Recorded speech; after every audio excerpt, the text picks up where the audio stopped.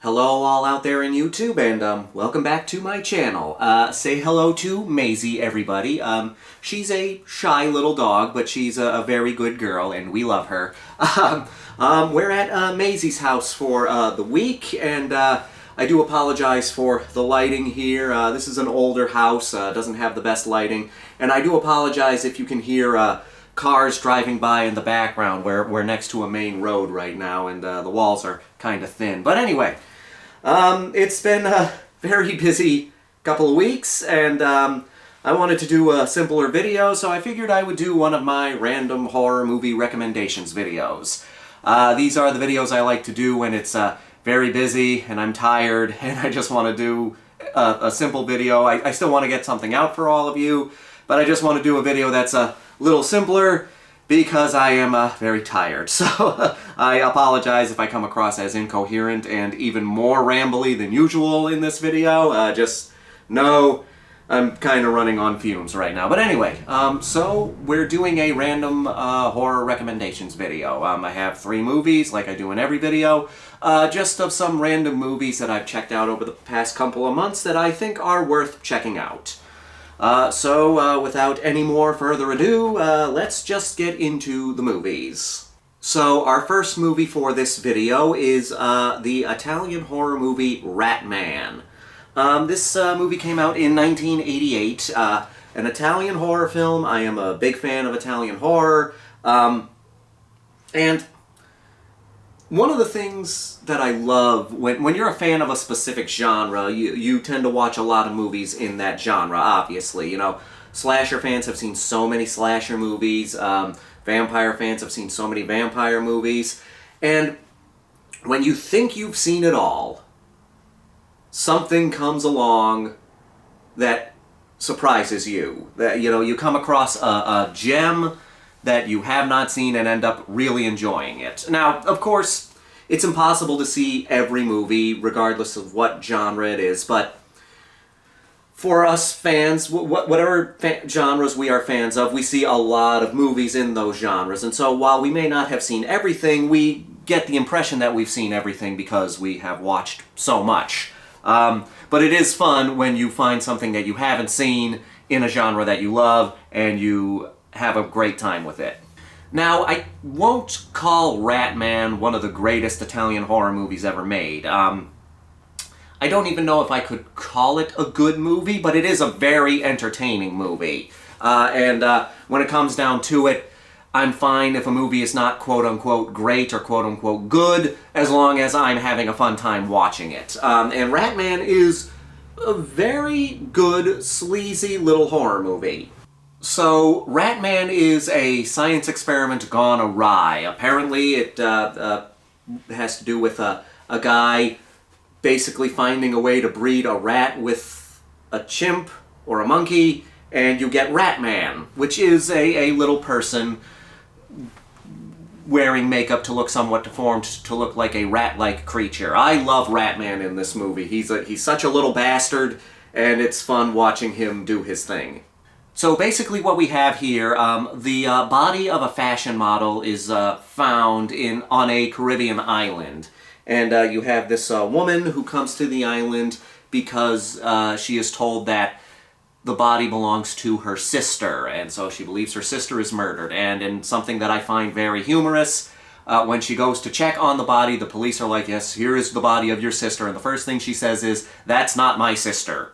And that's true. They did not find her sister. They found some other random person murdered. But her sister is still technically missing. Her sister is out with a photographer and another fashion model to do a photo shoot in the jungle. So she is technically missing. So you have the Ratman going around killing people. You have this woman teaming up with a writer to find her missing sister, and then you have the sister going on this outing to have a photo shoot with the photographer, and basically the Ratman gets involved in everything, and a bunch of bloodshed and sleaze ensues. Now, I won't say that this is the sleaziest Italian horror movie I've ever seen. There are definitely sleazier ones, but it does have that element of trashiness that I enjoy very much.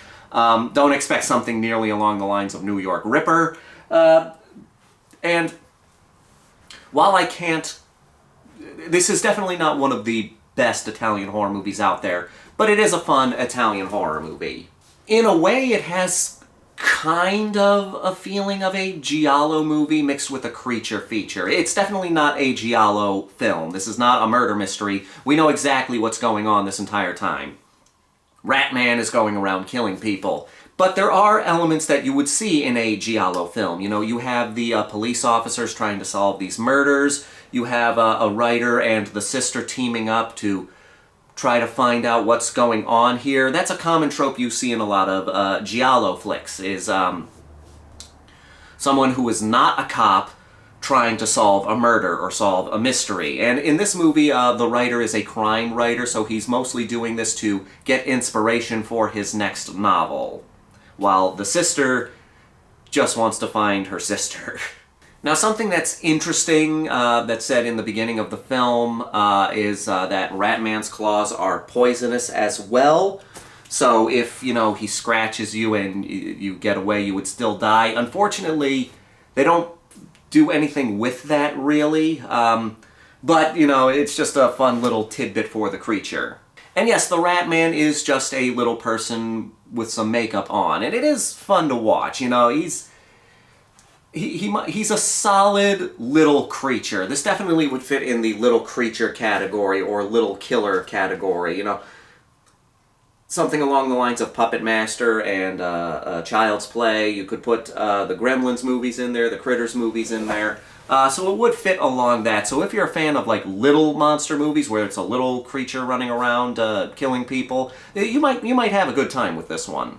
Now, the guy playing the reporter is David Warbeck, who plays the Doctor in The Beyond. It was nice to see him again because The Beyond is one of my favorite Italian horror movies, one of my all-time favorite horror movies, so it's nice to see a connection to The Beyond. And then you have Jeanette Arden, or Argen, I don't know exactly how to pronounce that, and I apologize. She was in Umberto Lenzi's Eaten Alive, so for Italian cannibal fans, that might be an interesting reason to check this movie out. As much as I did enjoy Ratman, it is a movie that I can really only recommend to Italian horror fans, or fans of, like, cheaper, trashier movies. Like, if you can have a good time watching a movie that's campy and is more entertaining than it is technically good, I think you will have a good time with Ratman. I don't know if I would ever watch it again, but I'm glad I watched it once, because as an Italian horror fan, it was nice to find another Italian horror movie to add to the list of movies I've seen. So yes, if you like trashier, cheaper movies, if you like Italian horror movies, and if you like sleazy Euro horror movies, I would say that Ratman is worth checking out, at least once. And now for the second movie we're talking about today, we have Brightwood. This movie really surprised me. I heard about it, I decided to check it out just because I was tired one night, and I was thinking, my idea was to find a movie that I was probably going to fall asleep to. You know, I was tired, I wanted to try to watch a movie, but I had a feeling I was going to fall asleep. So I wanted something that could just be background noise so that I could nod off. And I ended up loving this movie, and it ended up keeping me awake because I wanted to see what happens, and I wanted to see where it was going to go. Now, Brightwood came out in 2022, and it is a micro-budget movie. And you know how I love to promote micro-budget movies. It's a minimal cast, kind of in this one location, not necessarily in a house, but this one geographical location. The budget was, from what I've seen, the budget was around $14,000. And while it's not as innovative as something like At Dawn They Sleep, or Moonchild, or the movie we're going to be talking about after this, it is a damn good movie. Now, this might be somewhat spoilers for this movie, but I apologize for that, but it does need to be said. If you like movies like Triangle, you might enjoy Brightwood. Just keep in mind that you're going in for a micro-budget movie with a cast of like 2 people. Now, And I am going to spoil a little part of the movie. I'm not going to spoil the whole thing, but I am going to spoil a major plot point because I do think this is the element that will get you intrigued with the movie. I mentioned triangle. People who are fans of triangle know what triangle entails, so they know what I'm talking about here, but as a spoiler alert, here's a spoiler just to get you intrigued. This is basically sort of a time loop movie. You have this couple who is on the outs. They're going for a jog together. They're bickering back and forth, which worried me at first. But they're going for a run around this pond. And as they go around it once, they notice that the exit, like the path that led them to the pond, is now gone. And then they circle the pond again to try and find the path, and the path's still not there. And things continue on from there. They try different things. It eventually gets to the point where they just go into the woods to see if they can get away from the pond, and then they end up right back at the pond. And it's a time loop movie, and the things you expect to see in a time loop style movie end up happening in this movie, and it is very well done. Now, I won't say this movie is as good as something like Triangle, but it is a good movie and it does stand on its own, as long as you keep in mind that this is a micro-budget movie done by basically amateur filmmakers, but it's not badly done. When I say amateur filmmakers, I never mean that as an insult, unless the movie is bad.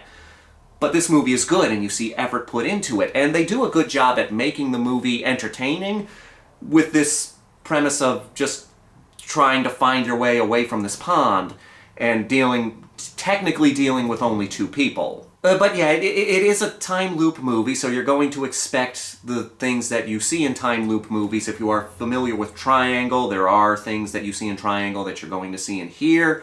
And I was concerned at first while watching it because we are following a bickering couple who is on the verge of divorce. So you are dealing with these two people yelling at each other or arguing with each other the entire time. And it makes them both unlikable at first. At first, you're annoyed with them. Because the thing about it is, and I say this all the time, having unlikable characters be your main characters in a horror movie is very difficult to do. It can work when you make the characters interesting, or at the very least entertaining. If you make them interesting bad guys, or interesting assholes, or at the very least entertaining assholes, that can work, and it can help your film. Now, Brightwood almost fell into the trap of having unlikable characters and ruining that movie. But the characters, they develop over time, It's weird. It's like they are bickering back and forth with each other, and it eventually gets to a point where they realize their relationship isn't working. And it doesn't take too long for it to get to this point, so this isn't a major spoiler. I mean, you are dealing with characters that are bickering with each other and their marriage is on the rocks, so you're not surprised when this comes. It does get to the point where they realize that their marriage is basically over. And then that asshole nature, that unlikable nature, kind of subsides. And from that point on, you don't really dislike these characters anymore, and you kind of sympathize with them a little more. You understand the situation. Because we've all experienced that either from ourselves or with other people. Like, we've experienced it in a relationship ourselves, or we've seen other relationships like this, where the people in the relationship have gotten to the point where they are just bickering back and forth with each other, and them being together makes them both unlikable, but once they realize that their relationship is over, they kind of become better people. They realize, like, they're not good together, but they're better people apart. Like, once they're not with each other anymore, they're better people than when they were together. But that's the whole thing. It's like, okay, at first you're annoyed with them because they're a bickering couple, but then once they realize that their relationship is done, the tension goes away, their unlikable nature goes away, and you kind of sympathize with both of them. He's like, okay, they realize their marriage is over, and it goes from there. And there's interesting conversations with the two of them, while this situation grows and grows and grows, and they're still, trying to understand, they're coming to terms with the fact that their marriage is over. There's interesting conversations there. And I was enjoying this movie, and I would say that I very much liked this film as it was going on. And then as it was getting closer to the ending, it started to lose me. Because the thing is, it's just like, this being a time loop movie, there are things that you have seen before in other time loop movies. So, as I was watching it, and you're seeing things that you've seen in other time loop movies, the thought process is, okay, this is a solid little time loop movie. It's not really doing anything new, but it's solid. It's like when you watch just a good slasher movie. Not necessarily like a fantastic slasher movie, but a good solid slasher movie. It's not reinventing the wheel, but it's doing those tropes that you've seen a million times right, so you're still having a good time with it. You won't say that this is some kind of groundbreaking movie, a groundbreaking slasher, or it's going to become an all-time classic slasher film, but you're still enjoying yourself. That's the case with how Brightburn was for the majority of it. It's a good movie. It is your typical time loop movie. It's not reinventing the wheel. And that was my thought process for a good portion of it. And then as we started getting to the ending, it was kind of starting to lose me. But then it got to a point in the ending, and I'm not going to spoil it here, that kind of blew my mind. Because it wasn't really where I saw it going. And when it went there, I said, holy shit, this is something I have not seen in a movie like this before. And the way it ends took me from me really liking this movie to me kind of loving this movie. Very surprising film. I do recommend it. If you liked Triangle, I think you will like this one. Don't go in expecting something better than Triangle or on the same level as Triangle. But if you liked Triangle, I think you'll enjoy this one, because it is kind of Triangle on a much smaller scale with a much smaller budget. So go into this knowing that you're going to get a small budget, knowing that you're going to get like actors that you would see in a small budget film or a micro budget film putting in a lot of effort. And I think you will enjoy this one. And again, you're gonna get your basic time loop movie for the majority of it, and then you're gonna get that ending, and I think it will make the movie better. I'm like once you see that ending, I think you're gonna be, I don't know if you'll think the same way I do, but that ending makes the rest of this movie better. It's a good movie, and then the ending makes it a better movie, I think. So yes, I would recommend checking out Brightwood. It is a solid, independent, micro-budget horror movie. And our last movie that we're talking about, we're taking a look at the shot-on-video genre with definitely my favorite movie in this video that I'm talking about, Ozone. So yes, like I said when talking about Brightwood, I love supporting micro-budget movies, and I love finding these gems in micro-budget filmmaking. I said this before, and I always want to clarify, I understand that there is a lot of shit when it comes to micro-budget independent filmmaking. But there's also a lot of shit when it comes to big-budget filmmaking, big-budget studio filmmaking. So, for me, that's not really an argument.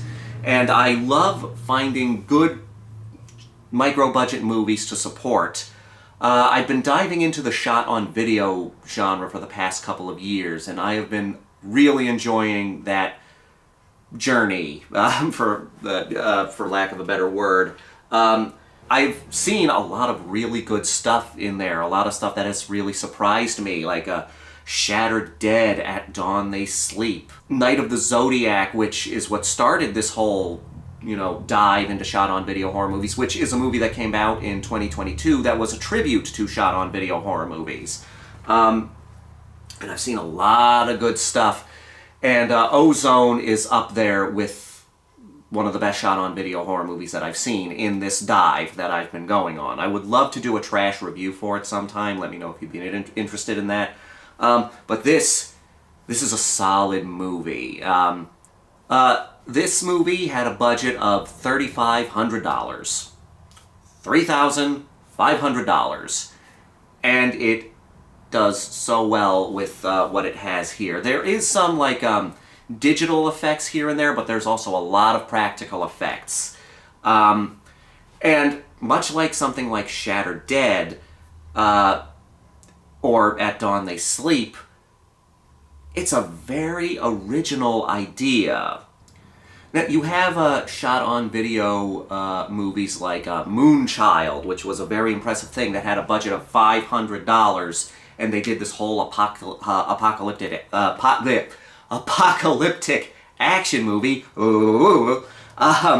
But then you have movies like Ozone, which had a slightly bigger budget, but they do a smaller story. Both movies are great, and I would recommend both of them to people who want to check out shot-on-video horror movies. But focusing on Ozone, it's a detective, mystery, zombie kind of movie. And much like Shattered Dead, it is a very original zombie movie. The zombification in this movie, it is sort of like your Romero zombies, but with a big push of the Deadites from the Evil Dead series. The way it works here is the zombification is caused by a drug called Ozone. And what this drug does is it turns these people into a powerful zombie. The zombies, like, sometimes they're kind of like the Romero zombies, but most of the time they're more like I said, the Deadites from Evil Dead, so they can have personality and stuff like that. They can be very strong. So yeah, the Ozone makes them undead and more powerful, but it's a drug, so there's a major addiction to this drug, as is the case with drugs anywhere. So you have these people who become zombies, and they become powerful zombies, but then they also have to deal with the addiction to this drug. And we're following this detective named Eddie Bone, who's trying to, find out what's going on in his city. And he eventually gets injected with some of the ozone, which, leads to some hallucinations and stuff like that, and takes him on this dive into the seedy underbelly of the city, where he starts learning more about ozone. So it's a detective movie mixed with a zombie movie, which is mixed with kind of a possession movie, but like possession in the style of Evil Dead, all around a drug. That's my favorite thing about this movie. The zombification or possession or whatever it is caused by a drug, which is something you don't see in a lot of zombie movies. I don't think I've seen a zombie movie like that, where the zombification is done with a drug. If there are more movies like that, please let me know, but this is the first one like this that I have seen. With a $3,500 budget, they do a great job with this film. Like I said, there's practical effects in here that are very well done. There are some moments where they use, like, cheap digital effects, which almost takes you out of the film, but when you take into consideration the size of the budget, you are willing to forgive it. Like I said, you go into a micro-budget movie, instead of focusing so much on the fact that the movie had no budget, focus on what they did with that budget. And you can end up really enjoying these movies. Like, like when I showed my friend Emily Moonchild, I told her that going in, and she was very impressed with the movie. And that movie only had a $500 budget, and they made a post-apocalyptic action movie. But going back to Ozone, the story is very interesting, and it's a unique zombie movie. One of the reasons why I loved Shattered Dead so much is because it is one of the most original zombie movies I've ever seen, and Ozone is now up there as one of the most original zombie movies I've ever seen, which is one of the reasons why I like diving into these, independent, low to micro budget movies, because you can find some very interesting stuff there. Shattered Dead is very interesting, and Ozone is very interesting. Like, if you're a zombie fan who wants to see something new in the genre, then yes, check out Shattered Dead or Ozone. I'd say check both of them out. But again, keep in mind, these are micro-budget movies shot on VHS, so you gotta keep those restraints that the filmmakers had in mind when going into them. But they're still very impressive for what these movies did with their small budget. But yeah, without question, for the movies that I'm talking about in this video, Ozone is probably my favorite. It continues to invigorate my search and dive into shot-on-video horror movies. It's another micro-budget gem that I am so happy that I watched. Check this one out if you can find it. You can find it on certain streaming services. There is a version on YouTube that you can watch, but do not watch that one. It is heavily edited. They take out a lot of the best effects in that version, so do not check that one out. But you can find it to stream somewhere, so when you find it, check it out. Ozone, if you're looking for an original zombie movie and you're okay with micro-budget stuff, highly recommend checking out Ozone. It is very good and very impressive what they did with their budget. And yeah, that's about it for this video. I do apologize for not having a review or something this week. Like I said, I was just very tired, so I wanted to get something out to you guys, but I wanted to do something a little easier because my brain is very fried right now. I hope you enjoyed this video. Let me know if you check out any of the movies I talk about in here. Let me know what you thought. Let me know what you think of them. And like I always do in these movies or these videos, put down below some of the movies that you've checked out in the past month or so that you think are worth checking out. So put the recommendations down below for other people to see. That's one of my favorite things about doing these videos, is recommending stuff to you and then have you guys recommending stuff to down below in the comments section for other people to check out as well. So please do that. And on that note, thank you all so much for watching. Thank you all so much for continuing to watch my little videos. It does mean a lot to me. Thank you so much for doing that. Yeah, until next time, I hope you're all having a good day or week or whatever. And until the next video, this is the Maniac, here to remind you that the Grindhouse will never die.